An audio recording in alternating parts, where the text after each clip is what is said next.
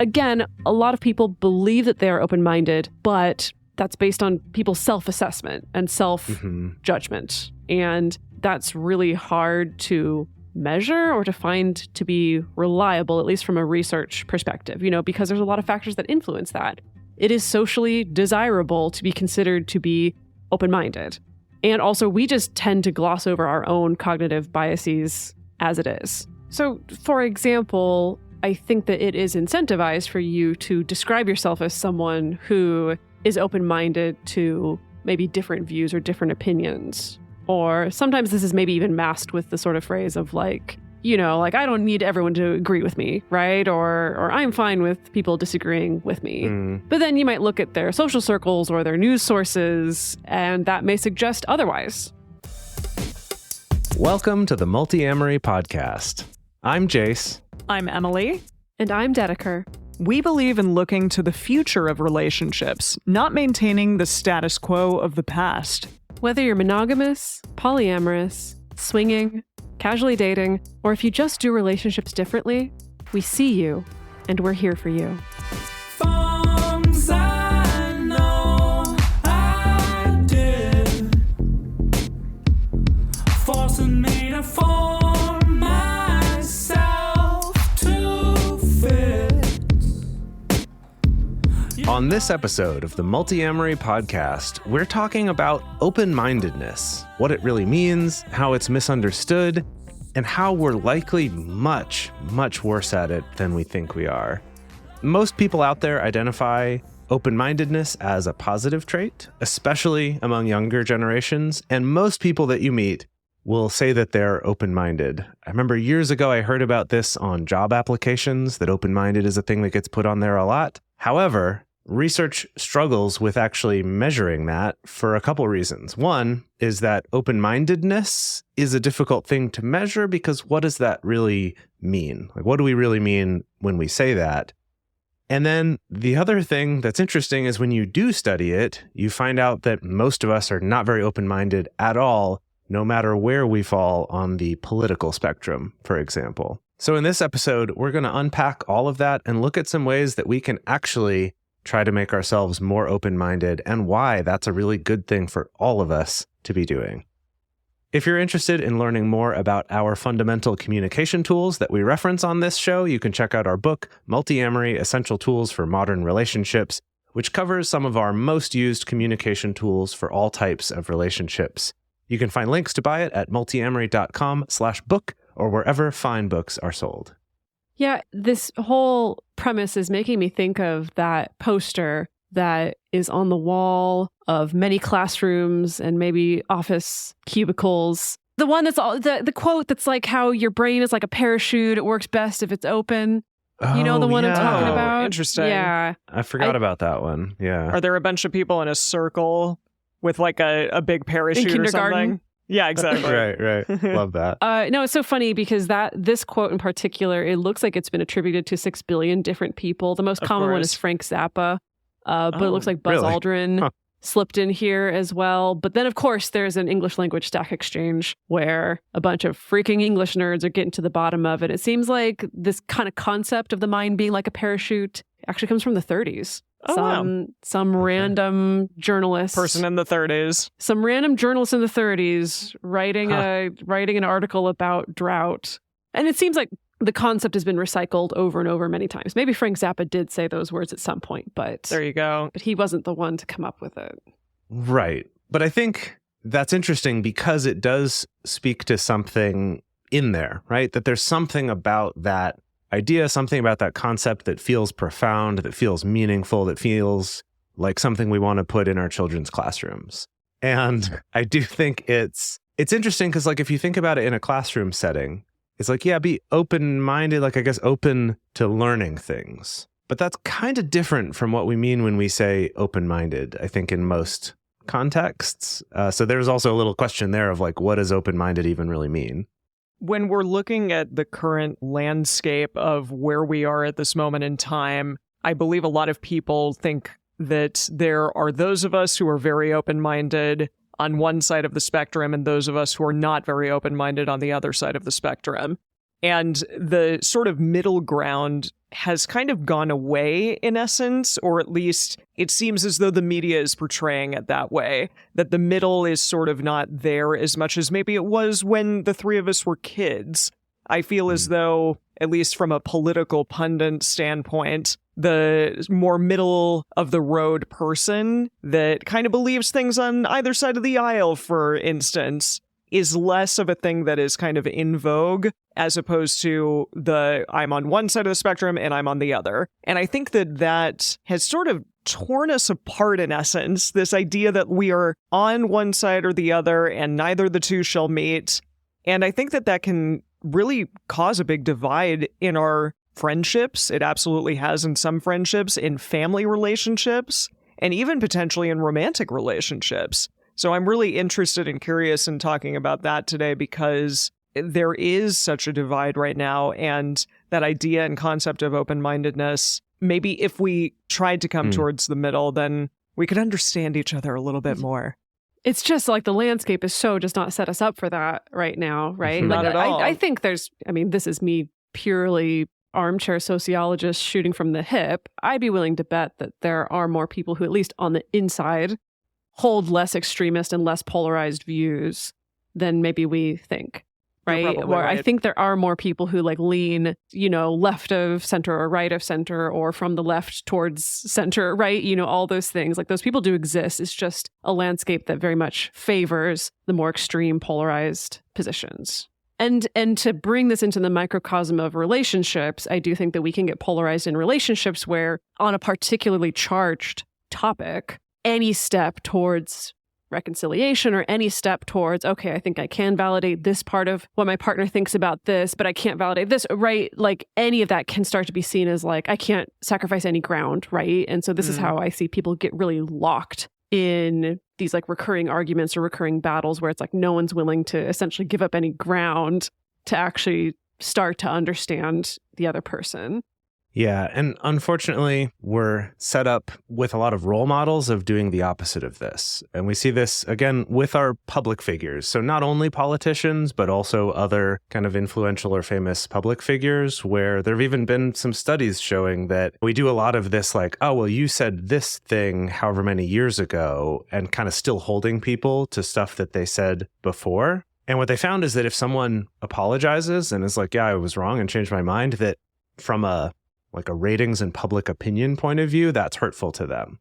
And so there's no incentive to do it. And so instead, we see a lot of this doubling down because it's kind of like that's the only way you can move forward. And while that's public figures, I think in personal relationships, apologizing doesn't have that negative result in your relationships. Sure. But we're not set up with a lot of good role models of doing that. And a lot of us are kind of subconsciously brought up with this idea that to ever admit that we've changed our mind or admit that we were wrong about a belief. So not just like I did the wrong thing, but I actually believed a thing that I now think is wrong or I believe differently about is like a terrifying prospect to ever admit that or go there. I think we're just not set up with good role models for how to do that. It almost seems like truly being open-minded is not looking at one specific thing and being like, I believe, I guess, all of the in vogue things or the more left of center things, for instance, but rather I'm open to the possibility of multiple viewpoints. And that is the definition more of being open-minded. I know we're going to talk about the definition, but first we're going to get into some stits and stats. Right. So to set the stage, I found a few studies that I thought were really interesting about this question of open-mindedness. And now these are mostly looking at political questions, but I think that the principles and the idea behind it applies to all sorts of things, including the way we discuss different beliefs with our partners, even if those different beliefs are not like we're on opposite sides of some spectrum, but just, oh, you think about being on time a little different than I do, or we think about decorating our home differently, or cleaning, or say for sex, whatever it is that's tied to a belief, not just how I'm executing it, that we can see how this could carry over into those, that we might think that we're open-minded, but might not be. So the first one of these is, in 2017, This is a study by Freimer, Skitka, and Motil, published in the Journal of Experimental Social Psychology, where they asked 2,400 people, so a pretty large sample, to look at arguments on hot social issues of the time that were contrary to their own beliefs. So these were things like gun control, same-sex marriage, climate change, abortion, and others. So I guess they understood what their opinions were first and then presented them with these arguments on the opposite side. One of the parts of the study was they could have a chance to win some extra money, I think like up to $5 or something like that, if they would just read an argument making some points that's the opposite of theirs on a particular issue. And they found that 2/3 of the participants passed up on a chance to win that extra money, where all they would have had to do was just listen to the argument from the opposite side. Wow. And this was same-sex marriage was the one. Okay, was it only $5?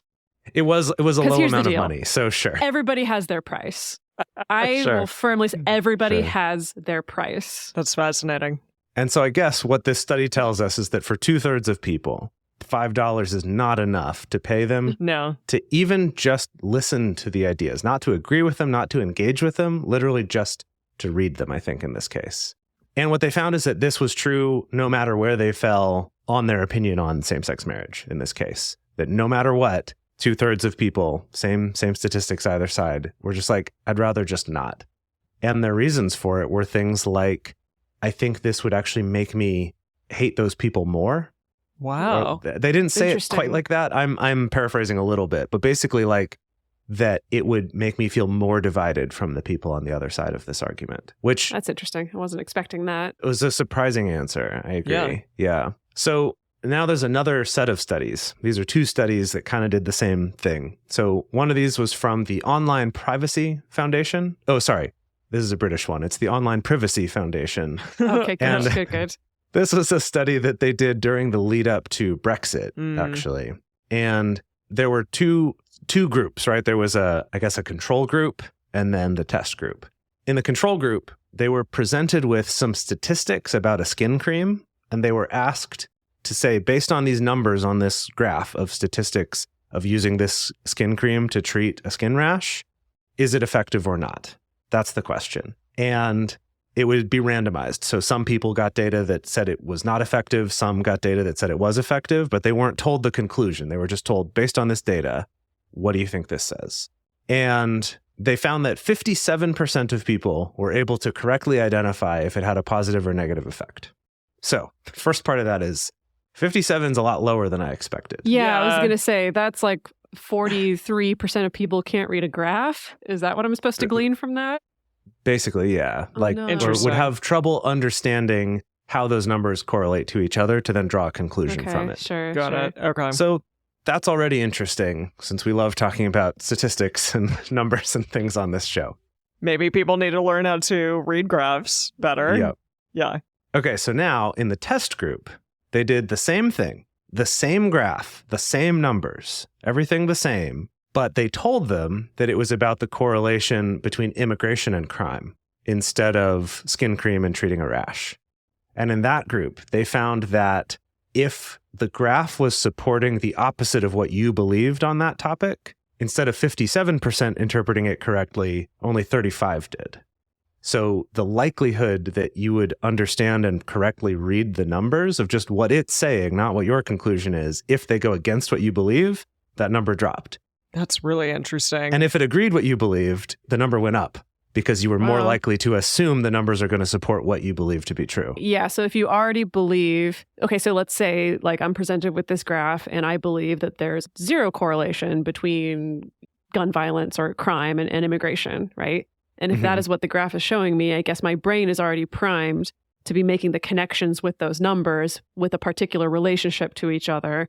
And maybe I'm just more likely to get it quote unquote correct versus you're if looking for it. Because I'm looking for it. But if you're not looking for it, or if you think the opposite is true, then you may look at that graph and just be like, oh, this isn't correct, or this isn't a thing that's going to support my belief. And so therefore I just believe that it's wrong, or But the part or that's it's harder missing, for your brain to understand. understand. Exactly. Yeah. That's the That's piece. So fascinating. it wasn't I understand what the numbers are saying and I disagree with them, so I think they're wrong. It was I think the numbers say the opposite of what they're saying. Yeah. That's the interesting part. Like literally our ability to even interpret the data goes down when it's against what we already believe on I mean, something. that makes sense because it's that idea that if you show someone like, okay, here's the facts, here it is in black and white, they still may say, no, I don't believe that, or no, I don't see it that way, or something along those lines. They're not going to be swayed regardless of what's in front of them. The sad and scary part is I feel like I relate to this. This is such a human thing. Like, Sure. Mm-hmm. Especially in the course of like, we end up reading so many research studies in the course of writing episodes for this show. And like, if I come across a research study that comes to a conclusion that I vehemently disagree with, there are things like it's a lot easier for me to like pick apart that study, right? And be like, Or well, just this is not where put they it in went the wrong. episode. Or just not put it in the episode, right? Yeah. Well, sure, or that too. this is where they really messed up in the way they prepared this, right? Which is not something that my brain is likely to do if the study already supports what I inherently believe. Can I ask, Jase, what was your interest in doing this episode? Because you said that you had been thinking about it for years. And why is that? At this particular moment in time, it is a really important subject, I think. But I would say one doesn't necessarily automatically think of romantic relationships when they're looking at a subject like this. Yeah, it's something that I wanted to do an episode about a while back, like years and years ago, that was more about how can we find that open-mindedness is a positive quality specifically in workplaces? And then how can being open to different sexual orientations or relationship styles or whatever could be kind of in support of that? And that's what led me to not do that episode, because it's like, oh, open-mindedness doesn't really mean anything and there's no statistics to back that up because everyone thinks they are and we're actually not. And so it wasn't until more recently, I don't remember where it came from, that I wrote down the idea of like, ooh, this could be a good episode topic.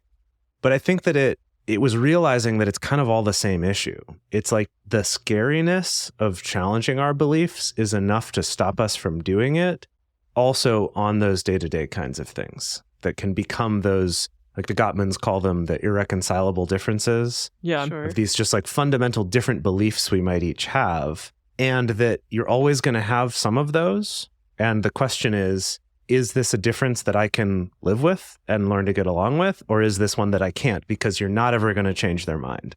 And so all this kind of together was realizing how interrelated it all is, where I think that open-mindedness, while changing your mind may come from that, I think that's not really the point. It's not about adopting new ideas necessarily, but kind of this willingness to even entertain them, to even try to understand them. And more importantly, I would say to understand the people who would believe something different from you.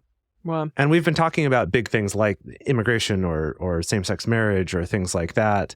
But I think this applies even on those smaller scale beliefs, like we were talking about like cleanliness or minimalism versus maximalism, right? Like keeping stuff because it's important and you never know if you might need it versus valuing minimalism. And kind of that's something that could be a big source of tension in a romantic relationship, especially if you're going to live together, or a roommate relationship, or any number of things. So just to close out this section on studies, there was another study that was done right around the same time from Yale University in the US that did the same thing, where there were statistics about a skin cream and then statistics about gun control, and same results as the one in the UK that was about immigration and crime. So just that this is not specific to that one point in time in this one place, but actually this is kind of a more reproducible effect, that we're just bad. We're worse at interpreting data if it goes against what we already believe. Now, I will say, in our defense, I do think we try to also poke some holes in studies, even if we do agree with them.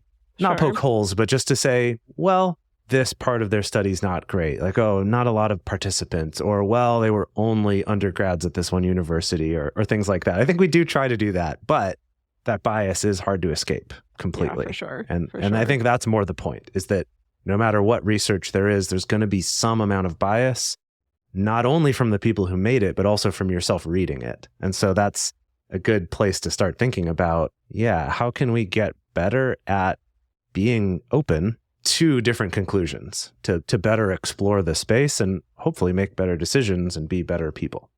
Well, let's talk about the concept of open-mindedness in general, because I think we're laying out the argument that people are probably not as open-minded as they think that they are, but open-mindedness does exist as a trait or as maybe an ability. I don't know what we would even call it necessarily, but it is a thing that exists. It's not just like, oh, that's impossible. Just literally no one on the planet is open-minded at all.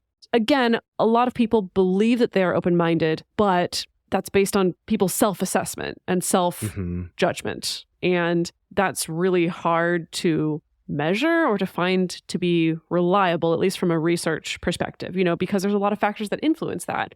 It is socially desirable to be considered to be open-minded. And also, we just tend to gloss over our own cognitive biases as it is. So, for example, I think that it is incentivized for you to describe yourself as someone who is open-minded to maybe different views or different opinions. Or sometimes this is maybe even masked with the sort of phrase of like, I don't need everyone to agree with me, right? Or I'm fine with people disagreeing with me. But then you might look at their social circles or their news sources, and that may suggest otherwise. Yeah, I think the funny irony is that the fact we view open-mindedness as a desirable trait makes us less likely to accurately evaluate whether we ourselves are open-minded, based on exactly the same thing we just talked about in the study. We must be because it's desirable. Yeah. Right. Yeah. That it biases us already to see evidence for it in ourselves and maybe against it in people we don't like, when that might not actually be true. Maybe they actually have more diverse social media network. Maybe they're reading more diverse opinions in their news or in their relationships. You don't really know that, but it's easy to kind of make that quick assumption because we think it's a desirable trait and that good people must be open-minded. And what is a good person? Right. Well, usually a person I agree with. That's, I feel like, often how it comes out. So in this, like Dedeker was saying, there is open-mindedness. There is kind of a such thing as that. But I think part of the problem is the term open-minded. And so what I came up with for this episode is this concept of a willingness to be challenged rather than thinking about open-mindedness, to try to get to the heart of what it is we're talking about here. And so the idea is that rather than an abstract concept like open-mindedness, this lines up with something in psychology called actively open-minded thinking, or AOT, which basically is this willingness to be challenged. It's like I'm not only saying I'm open-minded, but I'm kind of actively seeking out and encouraging, trying to better understand other points of view, like actually trying to understand those. So AOT research emphasizes considering alternate perspectives. It's about how sensitive we are to seeing evidence that contradicts what we already believe, kind of like how accurately can we assess it? And then also reflective thinking, like kind of thinking, examining, why do I believe this thing? What is that based on? Not to say you necessarily have to change your mind, but actually, considering it and reflecting on why you believe the things you believe. I've heard on a lot of the podcasts that I listen to that the best presidents or the best CEOs are people that put those in their cabinet or on their board that don't necessarily have the same political beliefs or just general beliefs as they do, because it's best to be challenged and to hear those opposing opinions and beliefs in order to be able to kind of see all sides and make an informed decision from that.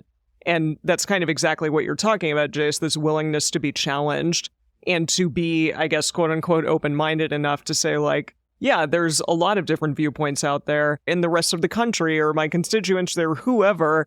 I need to be able to think in a way that they might be thinking, and I need to be open to that. So I'm going to have multiple people that are close to me to be able to advise me in various ways, not just be a yes man and say, yes, everything that you say and think and do is 100% correct. Yeah. The book Team of Rivals from 2005 was about Abraham Lincoln doing that, of like putting all his opponents into his cabinet. Yeah, I haven't read the book. I just have heard some people tell me about it. So I was just looking that up. But that's what kind of first introduced me to that concept as well, was hearing about people talk about this book.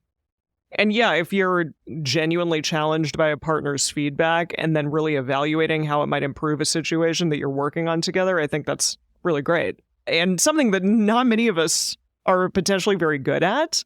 But again, if you're able to sit and be with a person and really listen to them and realize, hey, maybe we both have different viewpoints, but let's work together to come to some sort of solution, as opposed to just being at this impasse, this roadblock where we can't ever move forward because we both are at odds with each other about something that we just can't come to a meeting of the minds on.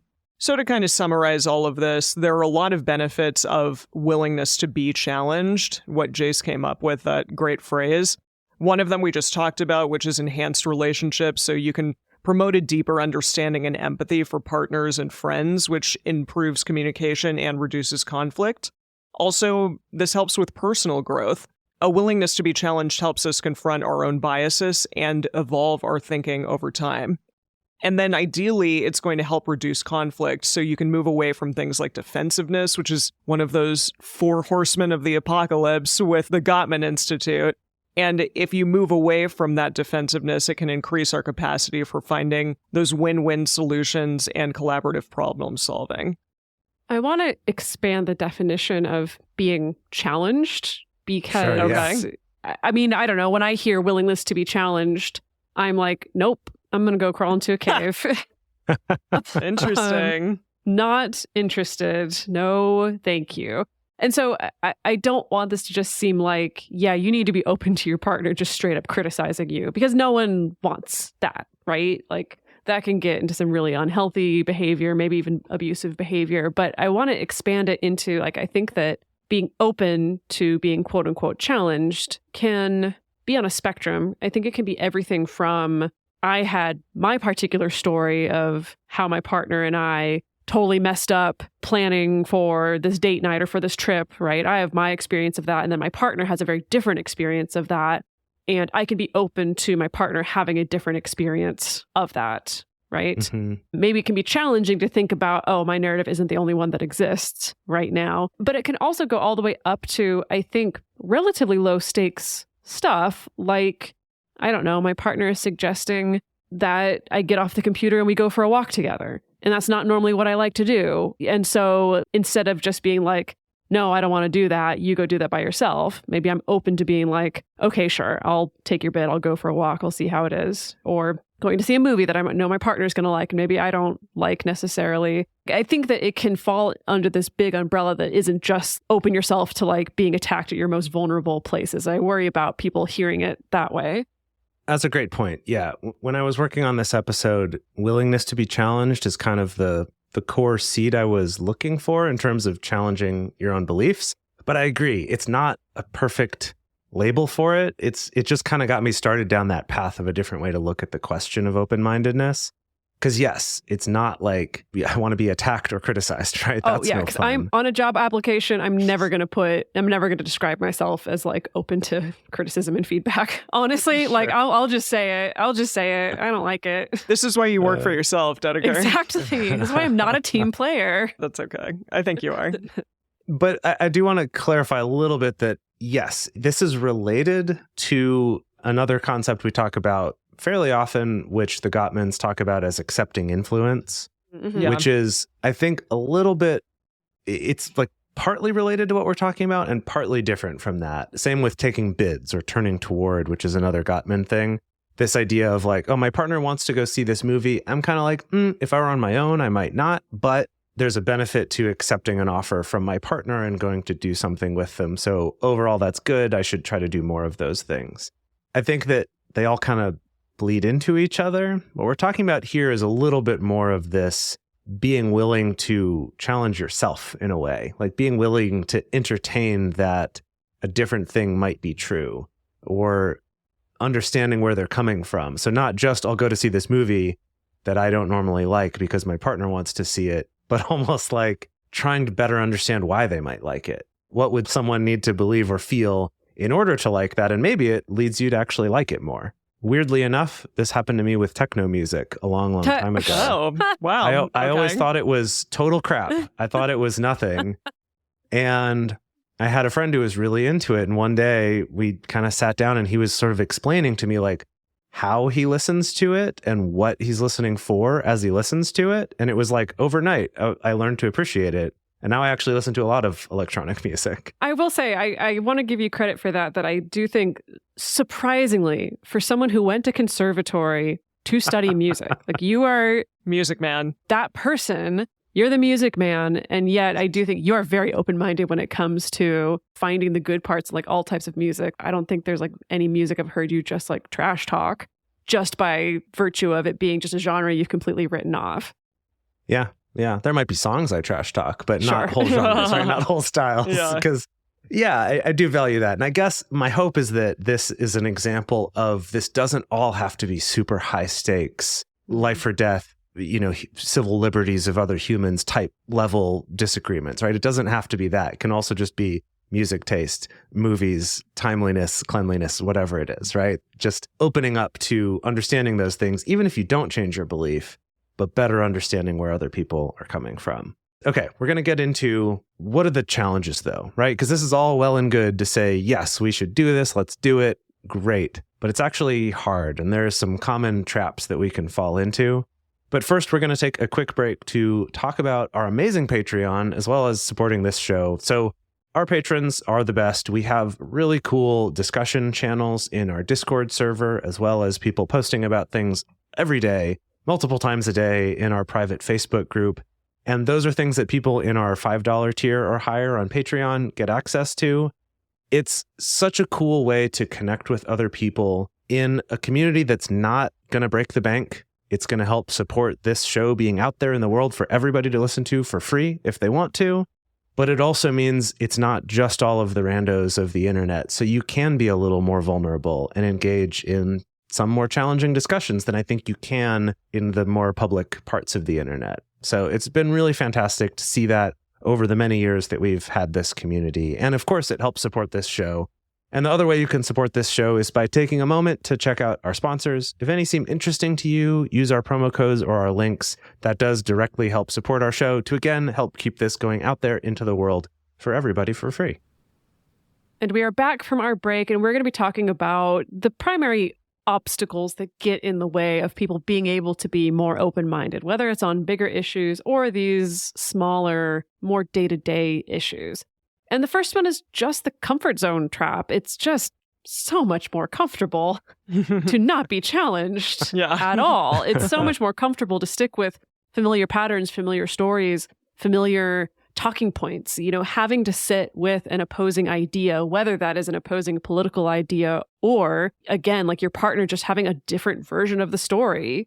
It creates discomfort. Sometimes it can ping this cognitive dissonance, which research shows literally does cause us pain and discomfort. Like it lights up those areas of our brain whenever we're having to engage in some kind of cognitive dissonance. And so we tend to avoid it. It's a lot easier to choose friends, to choose partners, to choose who you follow on social media as being people who largely share your existing opinions and your existing worldview. And that's not to say you should jump into only surround yourself by people who believe the opposite of you all the time, but more, let's move the needle a little bit. Let's start to open that up, explore that a little bit. The next pitfall that we run into is this kind of like self-righteousness or defensiveness about needing to be right, and that if you're wrong about something, you're also bad. And kind of those things competing with that curiosity and that kind of open-mindedness about what's going on. And when we focus on being right, it shuts down the part of us that can learn something because we're already right. So what do we need to learn about this topic? And so instead, cultivating curiosity about the opposing viewpoints can open doors to understanding. So this could be like someone gives you a suggestion or a criticism, you might jump to immediately shutting that down because it's too uncomfortable to take that. Or like, oh, but that would mean I'm wrong. And therefore, what else might I be wrong about? And therefore, I'm a bad person. We can easily go down that way of thinking. Not that we're doing it consciously, but that it can have that feeling of threat. And that's what leads us to be defensive. So whatever we can do to kind of remove some of that personalness from it and also come at it from a place of asking for more information. So it's not about like saying, no, you're wrong, or yes, you're right. Because people can fall into that opposite one, right? Is any kind of criticism or suggestion, that immediate, oh, no, you're right. I was totally wrong. I've done it horrible. I'm such a bad person. Oh my God, you're so right. that's not good either. Instead, it's that question of, tell me more about it. Why is it? Help me understand why you see it that way so that then I can go think about it and make a decision rather than I have to either just say yes or no. So kind of moving away from that sense of like right or wrong, absolutes, and moving into curiosity is hard, but worth doing. The next very common trap is confirmation bias. I think most of us tend to gravitate towards information or people or even areas of the country that kind of confirm our existing beliefs and also potentially hinder our ability to really engage with dissenting views or people who might think differently than us. And that kind of creates this sort of echo chamber or this bubble in this same space of people that are very similar to us and that we may think are all as open-minded as we are, but really kind of all just think similar things to us. And that can create this really skewed and narrow perception of the world. This also happens a lot online. Just people who perpetuate the same idea over and over and then have similar friends or people online who also continue to say, yes, that is the viewpoint that is the correct one in the world. And similarly, if you have an idea or you have something that you want to vent about or you have something that's challenging or going on in your life and you want to talk to someone about it, if you continually go to the same person that you know, that's my hype man, that's my yes man, that's the person who's going to say, yes, you have been wronged in this moment, or yes, I totally agree with what you're saying, it never really allows you to see a different viewpoint. So I think it's really great if you get the opportunity to go to a therapist or go to a friend who you know is going to challenge you in that moment. Do something along those lines so that you're not constantly just being fed, yes, you are right, but maybe also think of what's another way that I could see this situation. Or you could also literally bring that to a therapist or to a friend, like be very specific about, I'm going to tell you this situation that I'm struggling with my partner. And I specifically, like, actually genuinely want you to tell me, do you think that I'm off base here? Do you think I'm being closed-minded here? Like, can you help me scan for maybe seeing my partner's point of view or seeing where I might be the one in the wrong here? Yeah. And I think just, again, to come in with this little caveat here, that I think the beauty of the discoverability of communities on the internet is both a blessing and a curse. There's one thing to say, I feel like maybe I'm the only person in the world that feels this way and I feel alone and like something's wrong with me. And the internet can lead us to realizing, oh, there's actually communities of people who feel the same way and I can feel validated there. But it's like we can get sort of seduced by how easy that is then to have everyone just agree with us all the time, which pushes us to a lot of the bad behavior we see, which is the ostracizing anyone who expresses a different opinion from an online community, or just trying to find the right one where everyone agrees as closely with me as I can find, right? It's like those kinds of negative things as well. So I don't want to say that, again, this doesn't mean you should just always be uncomfortable, always challenging yourself, but trying to find some of that balance. So another trap that we can fall into is leaning more on the side of arguing against a challenge rather than engaging with a challenge or a new idea or a different opinion. You really do have to ask the question of, like, am I just seeking validation for my own opinions, or do I actually have a true willingness to learn and to be challenged here? Because sometimes we can be like, oh yeah, I'm totally open to hearing the other side of this. Oh yeah, I'm totally open to hearing my partner's opinion on this. Oh yeah, I definitely want to learn, so that then I can strike down every piece that I disagree with, or I can prove how wrong they are, how they totally misremembered that night and they need to get on board with what my story is. And that's a very slippery slope, especially if you're talking with someone about a topic or trying to iron something out with your partner where it's a little bit emotionally triggering. That adds another layer onto it where it's really hard to have that sense of openness. Yeah, this reminds me of the meme of the table outside with the paper on it, the prove me wrong meme, where it's like Pop-Tarts or ravioli, prove me wrong kind of a thing, where it's like... What? Oh, I guess it kind of is. No, right? I agree. I think that took me very little consideration. No, I think it's right. Right, but something you don't like put it that. in a sauce, and it's generally not savory, but okay, sure, fine. See, that's a great discussion. But the point is that sign is like, sure, a willingness to be challenged, but it's for the purpose of, I want to argue with you. And in that case, for fun, Hopefully no one's taking that too seriously. But we do that a lot in a more negative way of that, like, no, I'm totally open to other ideas so I can learn to better defend myself and shoot them down. That's a different spirit than actually engaging. Yeah, and I see this play out all the time when I'm working with couples where if they're both sharing a narrative of like how the last fight went down or how each completely just like made a misstep and like kind of missed each other in some particular way, that there can be this pattern of, okay, I'm going to sit and listen to my partner tell their side of the story, but like every 30 seconds, I'm going to be like, no, that's not how it went.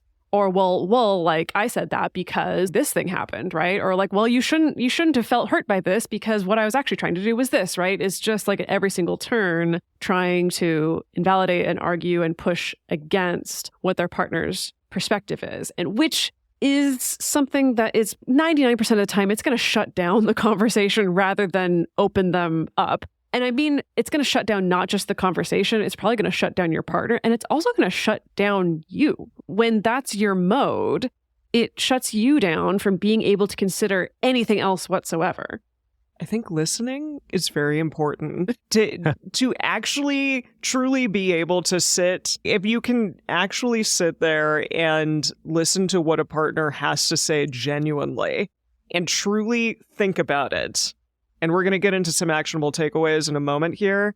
But I think that that's so important to listen to someone before getting defensive, before getting upset and angry and telling a person that they're wrong.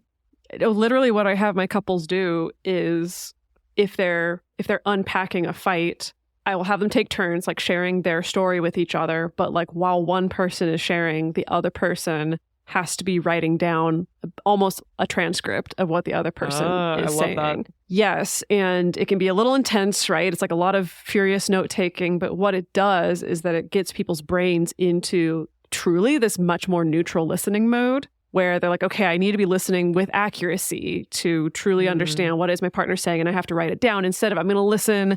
Okay, I'm going to store that one for later, how I'm going to argue against that. Okay, totally. I'm going to push back on that for later. Okay, I'm already formulating my argument. I'm not really listening to everything that you're saying. And it's not a perfect solution, but that is something for people to maybe consider. It may feel a little weird, but it will put you into a different listening mode with your partner.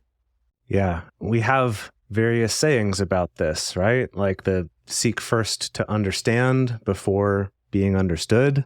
Or like, God gave you 2 ears and 1 mouth, use them proportionately. Things like that. Like there's various little sayings to this, but it's so easy to not focus on that because so much else in our society encourages the opposite. Like the fact that in school, we might have a debate class, but we don't have a earnestly consider the other person's opinion class, right? Debate is all about how you're wrong or how the other person is wrong. Right. We teach you to listen. Listen for the weak points. Exactly. To tell them why they're wrong. Yeah. Good that's point.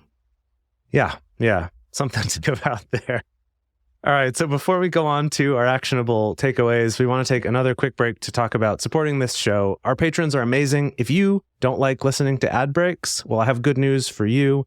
And that is that subscribers to our $7 tier higher on Patreon get their own separate feed for the show, where they get episodes a couple days early, as well as getting them without any ads in them. So if that's you, consider that. It really does go a long way to support our show. And then, of course, take a moment, listen to our advertisers. If any seem interesting, go check them out. As I said before, it really does directly support our show if you use our special links or promo codes. We're back from our break, and we're going to be talking about what the heck do we do about all of this? How do we actually open ourselves up a little bit more? How do we dodge or sidestep some of these really common pitfalls and traps? The first one is, we're going to call it the 5-minute rule, which is that when you are facing a strongly opposing view, maybe even a mildly opposing view, honestly, like let's say it's a social media post. Let's say it's an email you got from someone, it's a text. This tends to work a little bit easier when it's an asynchronous situation. Hit pause. Like literally let yourself take a 5-minute breather before responding to prevent yourself from having that knee-jerk defensiveness. When it comes to the case of social media posts that you feel super fired up and like ready to comment on, chances are if you literally take a 5-minute breather, you're going to get distracted by something else. And your life will be better for it. Yeah. Your life is going to be better for it for sure. When it comes to relationship conflict, if your partner, I keep coming back to the narrative thing. I know that that's not the only way that people kind of get triggered by this or can feel closed-minded, but I think that that's top of mind because I see so many couples struggle with this idea that if you're not on board 100% with the way I saw things go down, that can be really emotionally threatening and challenging. And so I think if your partner is presenting you with a different opinion about how a situation went down, and that's bringing up feelings for you, you may want to consider a longer break. We've done plenty of episodes on that. So give it like 25 minutes, 30 minutes to go take a walk or go distract yourself or go read a book that you're enjoying or whatever. That's going to be the thing. Like you need to get your body into a more physiological state of calm before you're going to be able to come back. Because if you don't, it's just going to be harder, right? Like you're going to be fighting against these very natural like threat responses that are not telling you to take in any new information. Like your threat responses are telling you, no, you know everything that you need to know. You need to get out of here, or you need to fly, or you need to fight, or whatever. Yeah, this is one that I think part of the skill here is developing the ability to identify when you're feeling that way and to have it like, oh, I'm feeling fired up as I'm writing this. I'm like kind of hearing the voice in my head is sort of yelling while it's writing this, or maybe I'm just feeling in my body I'm more frustrated. Whatever it is, identifying that for you so that you can see that when it's happening instead of pressing send. And then 5 minutes later, after you regulate, kind of realizing, oof, okay, maybe I've just started a worse fight here. Maybe I've made this situation worse. Maybe I've now stated something that I feel like I can't back down on, even if maybe I would start to change my beliefs on this, but now I feel like I can't because I was such a jerk about how I said that, right? Like learning to identify that earlier is really important. This is something that I'm not always perfect on, but I feel like is something I've improved a lot in my life when it comes to responding to messages or responding to emails. This happens to me at work every now and then, where it's like I get upset about something, I'm angry about something, either thinking, oh, someone didn't do their job here, or like, no, that's not how we should be doing this thing, whatever it is, that I'll start writing the reply and I'll identify that feeling. And I'll kind of go, okay, maybe I write a little more of the reply, but I don't press send. And that's where I kind of walk away for a second, come back, reread the whole thread leading up to it, then reread my response. And I would say 75% of the time, I end up just deleting my response and being like, you know what? I learned what I needed to learn here. I don't think this is going to help the discussion at all.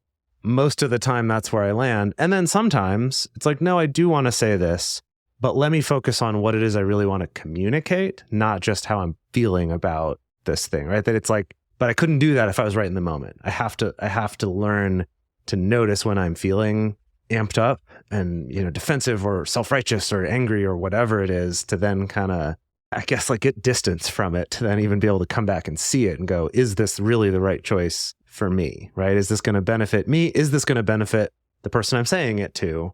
And like I said, 75% of the time, I'm like, actually, the answer to those is no. So I just don't. If you're looking to truly have more of a willingness to be challenged, a thing that you can do is practice seeking the strange. So that means that once a week, you can intentionally dive into a viewpoint that feels really foreign to you, really strange, maybe something that is not at all what you believe, but just look at it. Just take maybe 10 minutes, take 15 minutes, and check out something that's totally opposite of what it is that you believe. And kind of notice what's going on there. Notice your immediate reactions. And then try to find maybe a tiny point of connection or understanding to that different viewpoint, to that different way of thinking. Can the two of you ever think of a time when you did this? I think for myself, sometimes I do intentionally try to find different news articles, for example, on something that comes up that I'm like, yeah, I really believe this thing, but I want to see what the other side says. For instance, there was an Ezra Klein podcast recently that was very much an opinion about a specific topic. And then after I listened to it, I went and tried to find other opinions that were kind of refuting that thing that he had done that podcast episode on, for instance. Yeah, I've been on a kick recently. Like I've started listening to a couple of podcasts where it is a really interesting exercise in kind of tracking my own responses. Like there's a couple of podcasts in my feed right now where there are things that I definitely disagree with, like some opinions that some of the hosts hold where I'm like, we're totally not on the same page about this. But then other issues where I'm like, I'm definitely on the same page with this person about this. And that's been a really interesting, I guess, experiment just to see how that feels for me. Because there are some days where like I actually really enjoy it. And then there's some days where I'm just like, I don't know, this is a little too uncomfortable to have to listen to this. But most days I would say I've been able to hear an opinion that I disagree with and give it an eye roll, as opposed to getting so upset that I'm like, I can't listen to this show anymore. Right? I mean, it's so hard to talk about these things because we live on such a polarized internet that it's like literally I could be like, okay, I listened to a show where like one of the hosts thinks that you should use baking powder in your chocolate chip cookies. And like, I really don't agree with that. And like someone will be like, I can't believe that you would even give the time of day to someone who thinks that. Yeah. Right? Yeah. You know, so it's really hard to share specifically because everyone has a very strongly like vehement reaction to these things. But I guess this is why we're trying to make a show about this. But I do think this is a good exercise. And it doesn't have to be, if you're a big lefty, it doesn't mean you need to dive into the world of super alt-right content and just like power through it and force yourself to listen to it. Don't do that. That's not going to be good for anybody involved. But it might be just stepping a little bit more central as far as like a particular news source, let's say, or the particular opinion writer that you're reading, and then just seeing what that's like for you to take that in. Yeah, I think it's a really interesting thing when you can get to that point of, okay, I can understand part of why a person might feel this way. You know, you can find some part of what they believe where you're like, okay, no, I get that. Like, I can relate to that feeling. I may not agree with then all the other stuff you're willing to do to get that thing, or maybe I'm not going to get on board with the fact that that outweighs all the harm it would cause to get that thing that you want. But at least it's like, I can understand why you might feel the way you do about something. I'm thinking kind of politically right now, right? Like, okay, trying to understand that. I find if you have someone in your life who does believe this, that can be a good starting point for yourself. Again, it doesn't even have to be engaging with them necessarily, but trying to understand, like, how might I feel like I could understand them? If I can't feel like I can understand them, how might I feel like I might be able to understand them? It's like, take whatever little steps that you can. Because again, it's not necessarily about changing your mind, but at least about understanding, yeah, there's something where us as humans have this in common, right? And then to take this to relationships, it's those values about those fundamental things. It's like when you see a relationship where one person's very religiously Christian and the other's an atheist, that's, I think, a relatively rare relationship. It can be a hard one to do because I think those can be so tied to our identity and show up in the way we make a lot of other value-based decisions in our lives. But there are couples that do it. And so I just think that's interesting to think about that. Like, how can we better understand those things? And again, that's not to say we have to be okay with anyone else's belief for everything, but whatever we can do to kind of move that needle a little bit. I love Emily's example of going like, let me look for some things that kind of argue the opposite of this thing that I think I agree with. Or like, I try to do this with studies sometimes too, where it's like, I think this is how it should work. Let me try to look up some studies. Okay, let me try to do the Google search for the opposite now of like numbers that don't support it. And that can also be a hard thing to confront, but then go, okay, maybe this isn't as ubiquitous as I thought. It doesn't necessarily mean I'm going to change my belief, but maybe I might change kind of why I believe it or what I think I should do about it. Okay, the third one, and this one actually ties back to what Dedeker was talking about earlier, and that is in those cases where you're actually in a discussion with somebody else or you're in an argument with your partner or with a friend, is to come up with a microscript that can help you on your own without having to just be in a coaching session to do what Dedeker was talking about and switch from arguing mode to listening mode. Whether that's writing things down in a notebook or just agreeing to take some time where all you're going to do is listen and really earnestly try to understand each other. We actually dedicated an entire chapter of our book to creating microscripts. So if you go to multiamory.com/book, you can get much more in-depth information about that there. The basic gist of it is you identify a trigger. So kind of like I talked about before with cooling off when you're writing an email or something, is like learning how to identify what's the thing happening that's going to trigger me to do this microscript? So in this case, it's when we realize we're going back and forth, or maybe when we're starting to say things like, you don't understand, or you're not listening, or if we hear our partner say that to us, that can be a cue. Or if you notice yourself starting to shut down or stonewall or emotionally disengage or whatever it is for you and for your partner or your friend or whoever, identify that. And then come up with something that you can say and agree on this together so you both understand the cue. Something you can say, ideally that's a little bit silly to kind of like record scratch, change the mood, keep you from going down that path you were going down, and then take that time to try to understand each other. So I tried to come up with some examples. I'm curious if you two have any better ones. I'm sure you at home might have some, but it could be something like saying, stop, collaborate, and listen. Could be like a cue that, right, because it kind of derails you. It's a little bit rhythmic.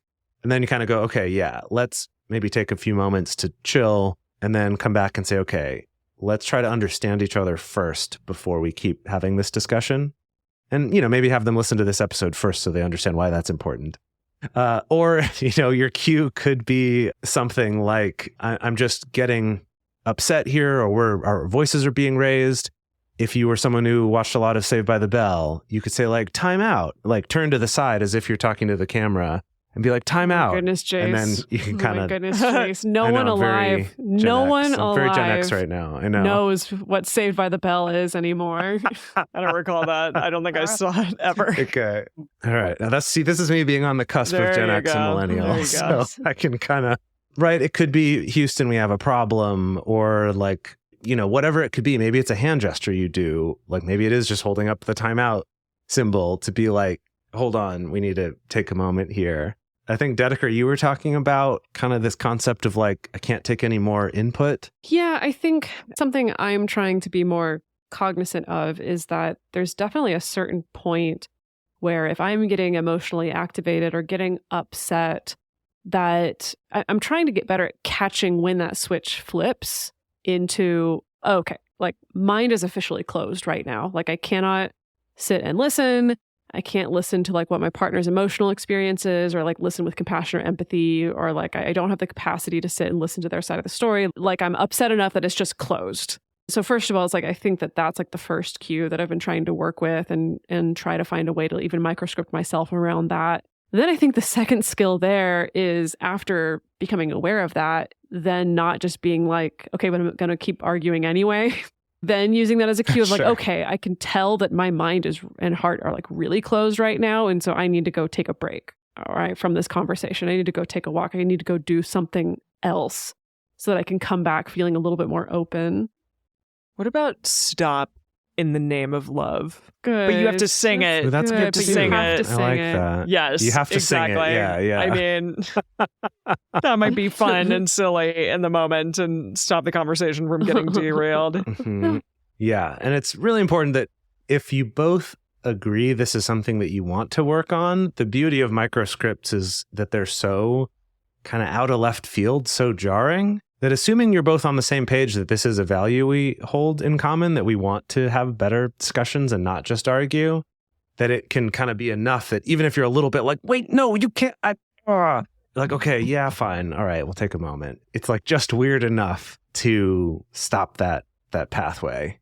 All right, this was an exciting episode. Yeah. For an exciting topic, because clearly you can get heated when talking about these things, right? It is challenging, and we're talking about willingness to be challenged, or at least willingness to challenge yourself is maybe a way to re-examine what we mean by open-mindedness, or when we think about the quality of having an open mind like a parachute, or seeking first to understand before being understood, things like that. So I'm really interested with all of this to see, how could this change your life in just a little bit? How could this improve your relationships even just a little bit? And you may find that opens the door to improving a lot of different relationships in your life, not just with your partner. It may also be certain friends you haven't talked to as much recently. It might be people in your online communities that you've struggled with in the past, or coworkers. And again, doesn't mean you have to say, oh yeah, you're totally right, your opinion is super valid,